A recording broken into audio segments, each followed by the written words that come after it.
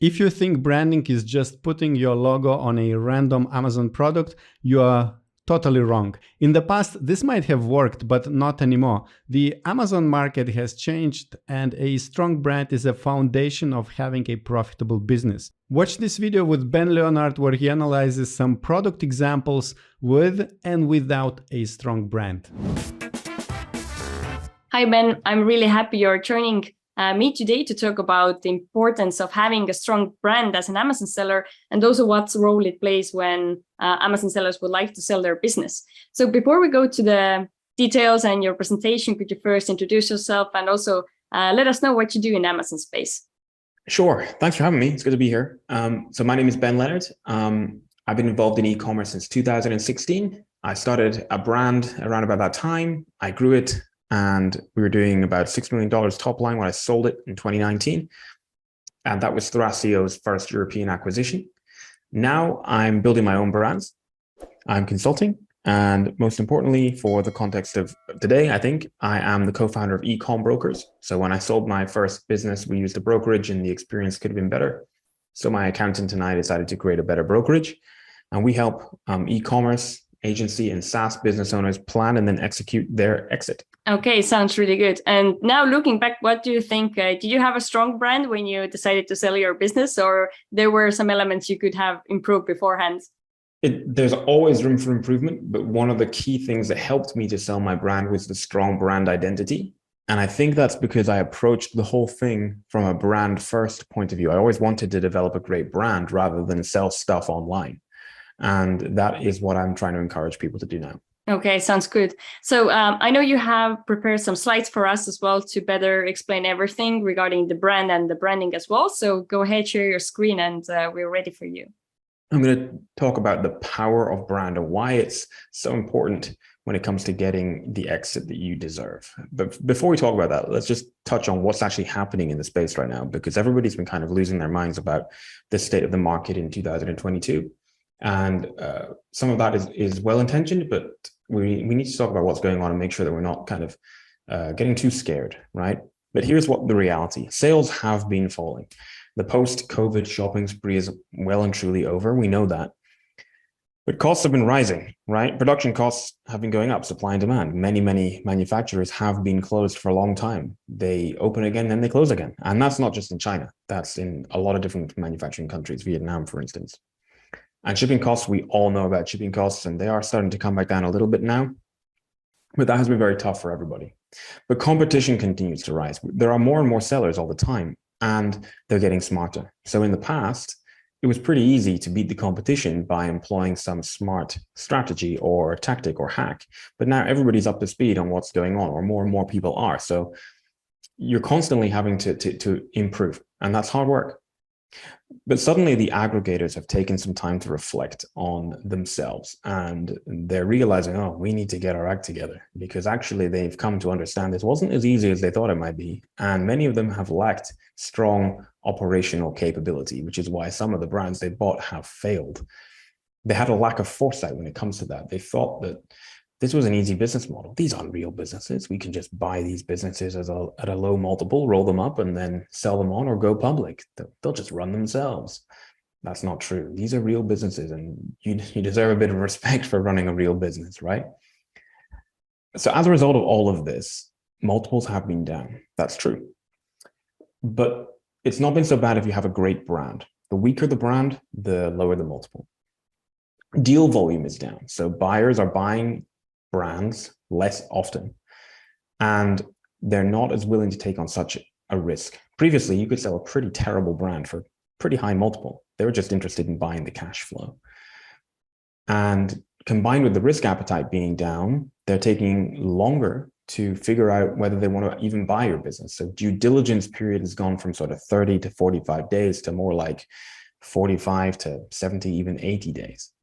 And whereas previously we were seeing offers come on the table often within 48 hours of a business going on the market, that's not really happening now. It's taking quite a lot longer. So that's what's going on. But I said we're going to talk about why brand is so important when it comes to your exit. So let's explain what a brand is. There's lots of definitions, but my favorite one is this. It's a suite of related products that solve problems for a particular group of people. That could be knitters, could be boxers, could be photographers. So if that's the case, then some of you might be thinking, fantastic, I can just get a suite of products that solve problems for a particular group of people and slap a logo on it. No, you can't do that. That's still not the right way to go about it. You still need to develop quality products that genuinely serve a purpose and solve a problem, right? And that includes developing a brand identity. In other words, branding. And branding is really how you make people feel about your brand. And ideally, you want them to feel loyal to your brand and keep coming back for more. You want them to feel excited and proud to represent your brand and maybe even love your brand. I'm sure you all know brands that you love, whether that's related to your profession or hobbies or food products in your cupboard. There will be brands for which you are genuinely excited about buying their products online and waiting for it to arrive in the mail. That's how you want your customers to feel about your brand. But how do we do that? Well, we market our brand. You have to tell people about your brand. And that's what marketing is. It's how you tell people about your brand. And that's why marketing is more important than branding, because you can have the best branding in the world, but if you don't tell anyone about it, your brand might as well not exist. You know, if a tree falls in the forest and there's no one there to hear it, did it make a sound? If your brand is amazing and you don't tell anyone about it, it may as well not exist, right? If no one knows you, no one buys. So then how do you strengthen your brand and market your brand? Well, you have to channel your inner Pinocchio, right? I want to be a real business is what you want to say, right? And that means it's not enough to just have an Amazon account and a trademark. You have to ask yourself, what do your favorite brands have and what do they do? And then do that, right? And the way you do that is to learn about your customers and then build a customer avatar. It's beyond the scope of today to actually talk about how you build a customer and brand avatar, but I'll give you a link in a minute. And you want to reflect your customer avatar in your brand avatar.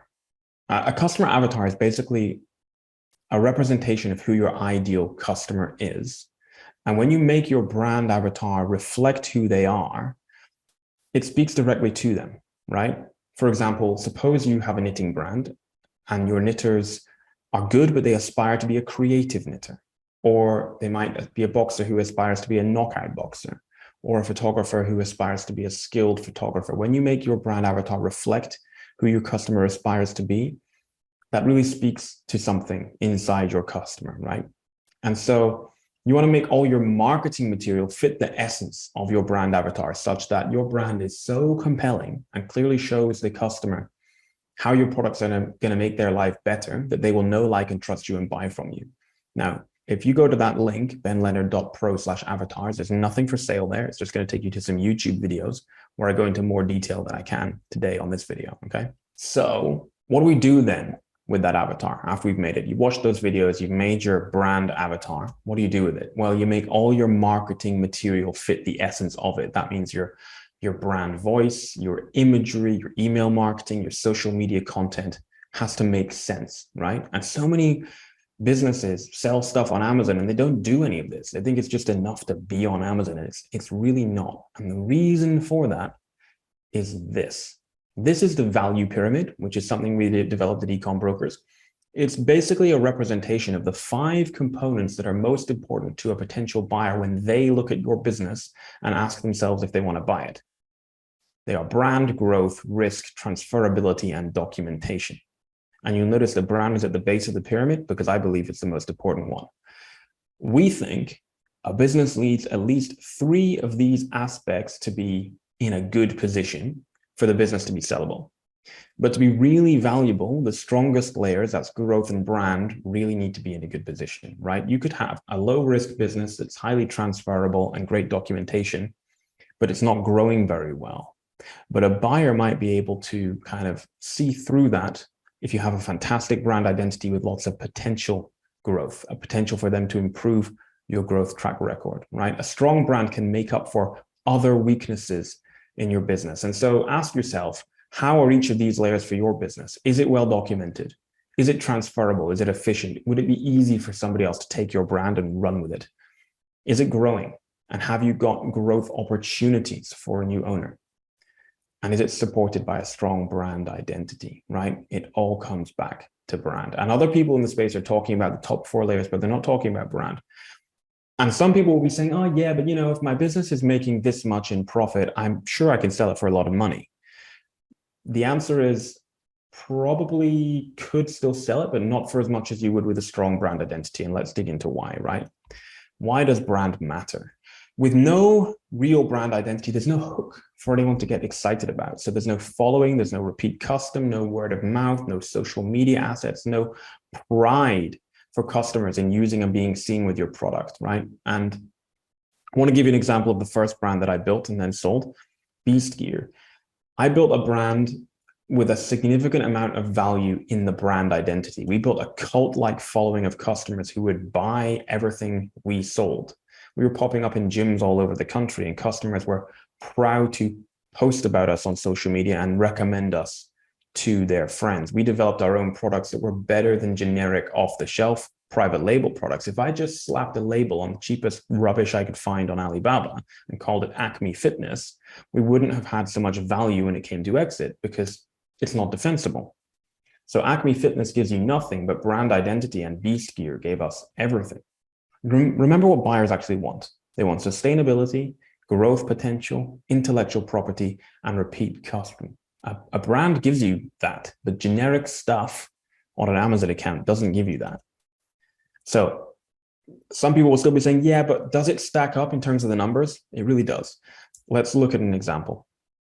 Now, it's beyond the scope of today to explain what seller's discretionary earnings is, but it's the basis for how we value a business. It is not profit, but it's similar to profit. So for the purposes of today, if you don't know what seller's discretionary earnings is, and you probably do by now, call it profit, right? Think of what your profit is. Let's take a business, two businesses in the same niche, and these are worked examples from businesses that we sold. And I just want to put a disclaimer in here: the multiples now would be a bit lower than what I'm showing you because the market has changed. But these were businesses in the same niche, both with an SDE of around 450 grand. Okay, and the one with a fantastic brand identity sold for 5.55x, and the one with a poor brand identity or poorer sold for 3.2x. So the brand went to market at 2.5 million, and the stuff, we'll call it stuff, went to market at just over 1.4 million. So that's a difference of over $1 million now. But actually, what does that mean in terms of your life? Well, after 5 years in a low to medium 8% stocks and shares portfolio, that's worth $1.5 million. And after 10 years, it's worth over $2.25 million. So it's worth doing. It makes a real difference, okay? So I want to actually show you some examples, okay? So what I'm going to do is quickly change what I'm sharing on my screen so that I can show you. We're going to talk about slack lines, okay? For those who aren't familiar, slack lines are basically a line similar to a tight rope that you put up typically between trees and you balance on it, right? It's great fun. And the reason for this example is I was looking up slack lines not long ago to see if I wanted to buy one. And we're going to look at 3 examples, okay? So you can see here, I've just searched for slackline, okay? And we can see in the search results, this one here, Odoland. We can see this one, Barefoot, looks pretty cool. But what I'm really interested in is, where is it now? Gibbon. And the last example is Vita XL, which I'm not going to bother scrolling down to find it, but I've already opened it for you here, okay? So let's look at 3 examples. I'm going to start with the terrible one first, okay? Vita XL. Now, this is not a presentation about listing optimization, but you can see at a glance, even those of you who might have little experience, this is a poor listing, right? The images are poor. There's no features and benefits. There's no human beings. There's no lifestyle images. It's basically no brand identity. The listing is pretty terrible. And you can see that it makes no sense because they're selling garden furniture as well as slack lines, right? It's not, and if you actually look at Vita XL's brand page, you'll see it doesn't make sense. It's not cohesive. They're not selling a suite of products to a particular group of people. They're selling generic stuff, okay? And I couldn't find any other assets off of Amazon, so I don't have anything to show you. The next example is Odoland. This is a little bit better. They're trying hard, okay? They've made a better listing. It's not amazing. I mean, this looks like I photoshopped it in Microsoft Paint in Windows 95, but they're trying, okay? They're trying to show people, trying to show features and benefits, and I'll give them a little bit of credit for that. They've even got a little bit of enhanced brand content. But again, it doesn't really make a lot of sense. Why are we showing people on a beach playing guitar and in the woods with a fire pit when this is about slacklines? What they've tried to do, and we'll look at their store here, is they've tried to create a brand for all sorts of outdoor activities. Now, what would have made more sense if they had Odoland as the umbrella brand and then sub brands for each different category. So they've got ski here, and they got diving here, and they got cooking here. It would have made more sense if they'd had like Odo BBQ for cooking, and Odo ski and Odo slackline, etc. Right? They're trying, but it doesn't quite make sense. You know, in the same way that say Nike has different sub brands for their running and sub brands for their tennis, etc. Okay. And I managed to find a Facebook page for them, but you will see that they haven't posted since 2018, and it really doesn't make any sense at all. It's pretty poor. But now I want to talk about the good one, Gibbon. So again, this isn't a listing optimization webinar. The listing actually could be better if I was being mean. I think they need lifestyle photos, but they're doing a significantly better job. And the reason I say that is let's look at what they're actually doing in terms of their real brand assets. Let's look at their website, right? Their website is providing helpful, free, compelling, engaging, useful information to their audience to make them know, like, and trust them so that they will come back for more. It's the classic Gary Vaynerchuk, jab, jab, jab, right hook. Give tons of value and then ask. Content and hear about the Slackline World Cup. Blogs, they've got a community. They're helping schools and they're using Slacklines for therapy, information about Slackline fitness. And of course, you can buy their products. Yeah, everything you might want to know about Slacklines is on this website. They've positioned themselves as an authority in the space. Then look at their TikTok. They've had almost 1 million likes, and they're producing this helpful, free, compelling, engaging information to make their audience know, like, and trust them. Over 50,000 followers. And let's look at their Instagram. 26,000 followers, lots and lots of fantastic content. So you can see the difference there between poor brands and true brands. I hope that gave you an overview of what makes a brand better in terms of the Amazon side of things. So you might be saying, well, my brand rocks already, Ben. I've got an amazing brand. I'm doing all that. My brand is the equivalent of Gibbon Slacklines in my niche. Great. Well, how do you sell it then? You want to use a qualified brokerage, because by default, the correct process to go through is what we do in every other industry, which is to work with experts. They need to ideally be experts with experience on all sides of the equation. So that doesn't mean that they're just middlemen who are trying to make a quick buck in e-commerce, but they are business owners, they're mergers and acquisitions experts, they're accountants. They have experience of running their own e-commerce businesses and buying and selling their own e-commerce businesses. And they need to work with you until you're ready, not the other way around. They need to talk with you about what are your goals, what are your values, what are you looking for in a great deal, and working with you to get there. And then they need to work with you to get your business built to sell and ready for a buyer to analyze it. And they should be adding value. The work that they do to organize and calculate your numbers should actually add value to the deal and more than pay for their fees. And then they need to position the business correctly and market it, actively market it to the right buyers. Don't just let it gather dust on a listing website.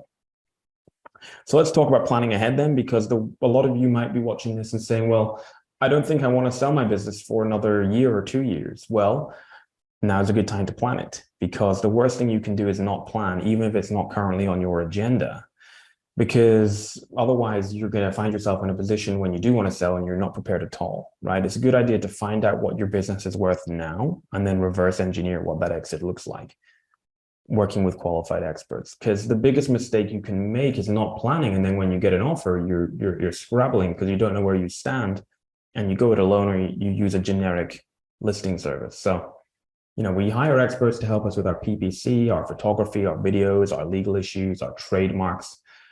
Why would you not do that with your most valuable asset, which of course is your actual business? So I hope you enjoyed that. I hope that I've shed some light on why a strong brand identity is going to lead you to the best possible exit. If you want to take 5 minutes to watch something funny, we made some funny videos, ecombrokers.co.uk/movie, which takes a pretty dry topic and makes it kind of fun. And I hope that you enjoyed it.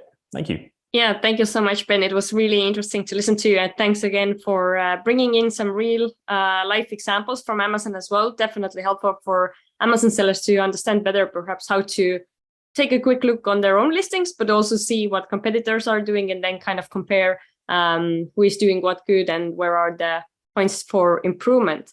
So my first question is, I think the whole brand thing and branding thing, there are a lot of elements. And most certainly not all Amazon sellers are very good or experts in this field. So if now sellers are watching us and they think, okay, now it's the time to work on my brand and also make my branding stronger, to whom should they reach out to, and what should be like their initial, let's say, inquiry, or what they need, what kind of help they would need?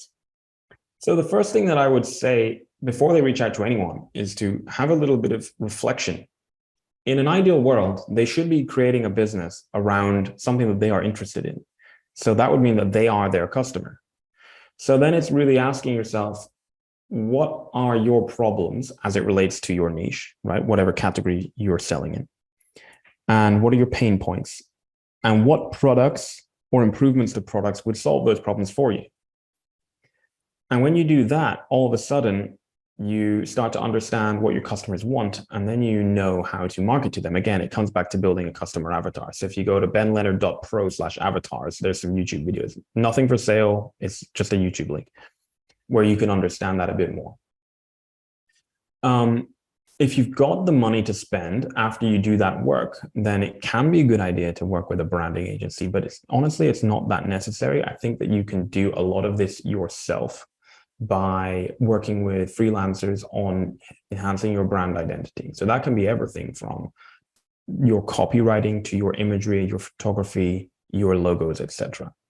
But a brand is not just, like I said before, slapping a logo on something, right? It's how you make people feel through combining all of these things together, right? And one of the best ways to make people feel the right way about your brand is to position yourself as an authority by providing helpful, compelling, engaging, useful information. Somebody to reach out to is me. I've been there and done it with my first brand. I'm doing it with several more brands that I either co-own or have equity in. So I'm still doing it. So reach out to me and I'll see if I can help. Okay, very good. So you mentioned that it's important to have this connection with the buyers and have them as your real fans. So we know on Amazon platform, sellers have quite limited options to communicate with their customers, with their future buyers and past buyers. So how could they evaluate if the efforts they have put into offer the content and do some branding things that it's bringing them the results they need, that it actually strengthens the connection between the buyer and the seller? Yeah. So look at your customer experience. What does it feel like to receive your product? Is it just some generic thing in a poly bag? Or have they got a fantastic experience where it's exciting to open the product? It's exciting to assemble the product and use the product. And you've provided them with an excellent experience on the back end in terms of helpful information to support them in using their product, perhaps to support them in getting success from their product. Maybe that's within a few days or weeks or months. And using everything you can, so your packaging and your inserts, etc., to provide that experience to them. So for instance, to drive them to your website. Now, don't do anything that's against Amazon terms of service, but remember, Amazon is just a sales channel. In the same way that if you buy a Nike or an Apple product on Amazon, it comes full of information that drives you to, Nike.com or Apple.com. You can do that with your brand because Amazon is just a sales channel. And from there, give them everything that they would expect from a big boy brand that they look up to and respect. That means your email list, your social media presence, maybe you're using chatbots, etc.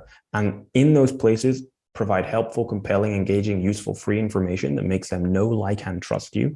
That can be videos, podcasts, articles, live Q&As, and build relationships with your customers there.